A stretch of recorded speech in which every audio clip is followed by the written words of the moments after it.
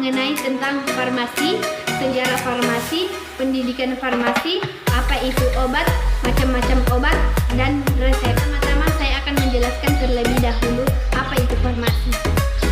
Farmasi berasal dari kata farmakon yang merupakan bahasa Yunani yang berarti obat atau racun. Farmasi sendiri merupakan bidang dalam profesi kesehatan, pengembangan, produksi, peracikan, distribusi obat, informasi obat, dan lain-lain. Seorang farmasi pun yaitu bertanggung jawab untuk memberikan obat serta memastikan efektivitas dan keamanan dari penggunaan obat. Adapun lambang farmasi yang berbentuk cawan dan ular. Ular itu menandakan bahwa dari bisanya itu berfungsi sebagai racun dan berfungsi juga sebagai obat. Sedangkan cawan itu menandakan ilmu kebijaksanaan yang diperkenalkan oleh seorang putri yang bernama Hygieia. Hygieia ini adalah anak dari Asklepios, seorang pengobatan dan penyembuhan dalam mitologi Yunani yang merupakan seorang dewi kesehatan, kebersihan, dan sanitasi. Sejarah kefarmasian ini belum dikenal di dunia zaman Hippocrates atau yang dikenal dengan sebutan Bapak Ilmu Kedokteran, yaitu pada tahun 460 sebelum Masehi sampai dengan 370 sebelum Masehi. Zaman dan ilmu pengetahuan, problematika dalam pengadaan obat semakin rumit, baik karena formulanya dan cara pembuatan obat tersebut. Oleh karena itu, dibutuhkan seseorang dalam mendalami keahlian dalam pembuatan dan peracikan obat. Sehingga pada tahun 1240 sebelum Masehi, Raja Jerman Frederick menyadarinya dan memberikan perintah untuk dipercayai antara kedokteran dan farmasi. Perintah tersebut sekarang dikenal dengan Decret Tuscilicus. Dari sinilah sejarah kefarmasian berasal, sehingga para ilmuwan mengambil kesimpulan bahwa akar ilmu kedokteran dan kefarmasian itu adalah satu tokoh besar yang berjasa terhadap terbentuknya ilmu kefarmasian. Yang pertama, Paracelsus pada tahun 1541 sampai 1493 sebelum Masehi berpendapat bahwa untuk membuat sediaan obat perlu pengetahuan kandungan zat aktifnya, dan dia membuat obat dari bahan yang sudah diketahui zat aktifnya. Yang kedua, Hippocrates pada tahun 459 sampai 370 sebelum Masehi yang dikenal dengan Bapak Kedokteran. Dalam praktek pengobatannya telah menggunakan lebih dari 200 jenis tumbuhan. Ketiga, Claudius Galen pada tahun 200 sampai 129 sebelum Masehi terhubung penyembuhan dengan teori kerja obat yang merupakan bidang ilmu farmakologi. Yang keempat, Ibnu Sina pada tahun 980 sampai 1037 telah menuliskan beberapa tentang metode pembuatan dan penyimpanan tumbuhan, obat serta cara penyimpanan obat suppositoria, sirup, dan mengembangkan pengetahuan pengobatan dari berbagai negara, yaitu Yunani, India, Persia, dan Arab. Yang kelima, Johann Jakob Wachter pada tahun 1620 sampai 1695 berhasil melakukan pengukitan efek farmakologi dan toksikologi obat pada hewan percobaan. Ia adalah orang pertama yang melakukan penelitian farmakologi dan toksikologi pada hewan percobaan. Pendidikan kefarmasian. Pendidikan kefarmasian di Indonesia terdiri dari yang pertama, SMK Farmasi yang selesai selama 3 tahun. Yang kedua, Diploma 3 atau D3 yang selesai selama 3 tahun. Yang ketiga, S1 yang selesai selama 4 tahun dengan gelar S.Pharm. Yang keempat, apoteker yang selesai selama 1 tahun dengan gelar APT. Yang kelima, S2 atau Magister yang selesai selama 2 tahun dengan gelar Magister Sains. Yang kelima, doktor yang dirancang selesai selama 3 tahun dengan gelar doktor. Obat.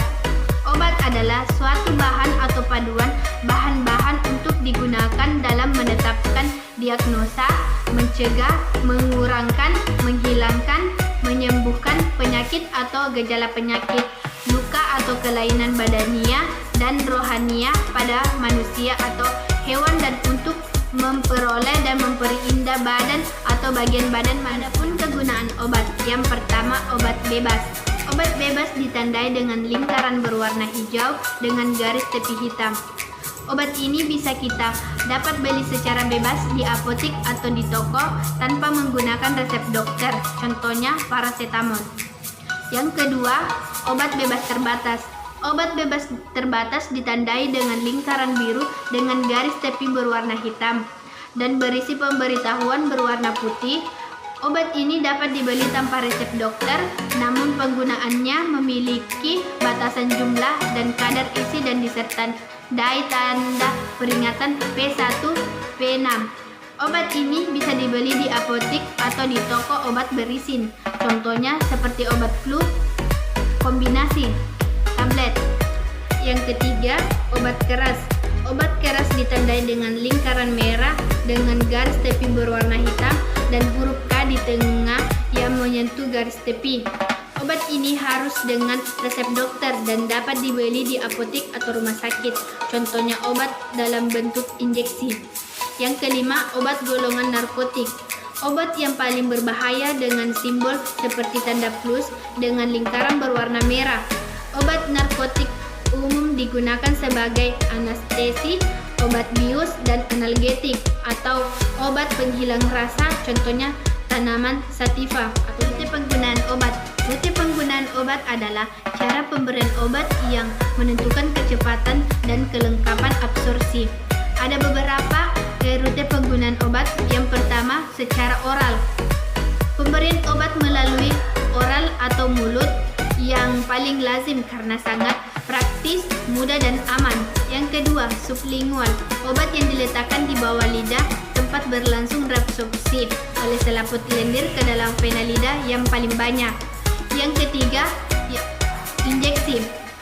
Injeksi pemberian obat secara injeksi atau melalui penyuntikan dapat dilakukan beberapa cara, yaitu intravena, intramuskuler, subkutan, dan intratekal. Selanjutnya, bentuk sediaan obat atau macam-macam obat. Bentuk sediaan obat ada 3 macam, yaitu bentuk sediaan padat, bentuk sediaan semi padat, dan bentuk sediaan cair. Bentuk sediaan padat yaitu pulvis, kapsul, dan bentuk sediaan semi padat contohnya seperti krim dan salep. Bentuk sediaan cair contohnya seperti suspensi dan sirup. Seri terakhir, resep. Resep adalah permintaan tertulis seorang dokter gigi atau dokter hewan yang diberi izin berdasarkan peraturan perundang-undangan yang berlaku kepada apoteker pengelolaan apotik untuk menyediakan dan menyerahkan obat-obatan bagi penderita. Pembagian yang pertama, tanggal dan tempat ditulisnya resep. 2. Aturan pakai dari obat. 3. Paraf atau tanda tangan dari dokter. 4. Tanda buka penulis resep. 5. Nama obat, jumlah, dan cara pembuatannya. Komponen yang pertama, nama dokter, nomor surat izin praktik atau SIP, alamat, nomor telepon. Yang kedua, tanggal penulisan resep. Ketiga, tanda R pada bagian kiri setiap penulisan resep, nama obat atau komposisi obat, dan aturan pakai obat, serta paraf dokter. 4. Nama pasien, umur, jenis kelamin, dan berat badan. Penyimpanan. Resep obat harus disimpan dengan baik dengan prosedur berikut. Yang pertama, resep asli dikumpulkan berdasarkan dengan tanggal. 2. Resep yang berisi dengan narkotika dipisahkan dan digaris bawah. Yang ketiga, resep psikotropika digaris bawah dengan tinta warna biru. Resep dibendel sesuai dengan kelompoknya. Yang kelima, bendel resep ditulis tanggal, bulan, dan tahun. Yang keenam, penyimpanan bendel harus dilakukan secara berurutan. Yang ketujuh, resep yang diambil dari bendel pada saat penelusuran. Yang kedelapan, resep yang telah disimpan selama lebih dari 3 tahun dapat dimusnahkan sesuai tata cara pemusnahan. Pemusnahan. Berikut adalah tata cara pemusnahan resep yang diatur dalam Menteri Kesehatan. Yang pertama, memusnahkan resep yang telah disimpan selama 3 tahun. Kedua, tata cara pemusnahan. Resep narkotika dihitung lembarannya, resep lain ditimbang, resep dihancurkan lalu dikubur dan dibakar. Ketiga, membuat berita acara pemusnahan sesuai dengan format yang ditentukan. Mungkin sampai di sinilah dulu pembahasan tentang farmasi.